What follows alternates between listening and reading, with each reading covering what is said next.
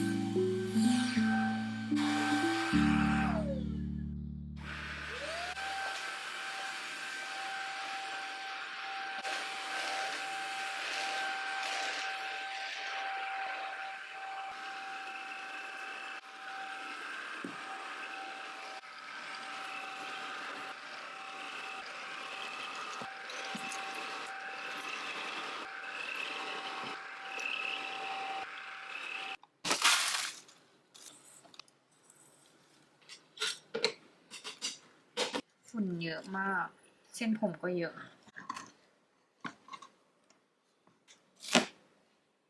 เดี๋ยวเราจะมารีวิวตัวนี้กันนะคะเผื่อใครที่สนใจตัวนี้นะคะเป็นเครื่องดูดฝุ่นไร้สายของ Deerma รุ่น T30W นี่จะมีไฟแสดงฝุ่นแสงสีเขียวซึ่งแสงสีเขียวเนี่ยจะช่วยให้เราเห็นฝุ่นได้ดีมากๆตัวแรงดูดนะคะจะมี2ระดับ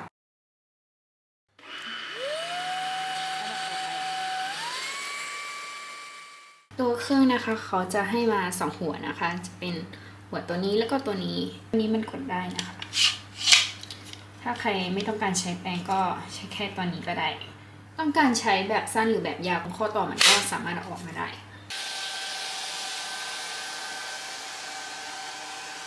ใช้งานไปตัวเครื่องมันจะไม่ร้อนนะคะมันจะมีลมเย็นๆออกมามันใช้งานได้ถึง45นาทีชาร์จประมาณ5ชั่วโมงครึ่งเราชอบที่มันไร้สายนะคะมันสะดวกแล้วก็จะยกไปตรงไหนก็ได้ไม่ต้องถอดปลั๊กเข้าๆออกตัวเครื่องนะคะไม่ได้หนักมากแต่ถ้าแบบยกขึ้นที่สูงๆนานๆแล้วว่ามันก็แอบเมื่อยได้เหมือนกันตัวนี้นะคะสามารถหาซื้อได้ที่แอปช้อปปิ้งทั่วไปเดี๋ยวเราจะปักตะกร้าไว้ให้นะคะ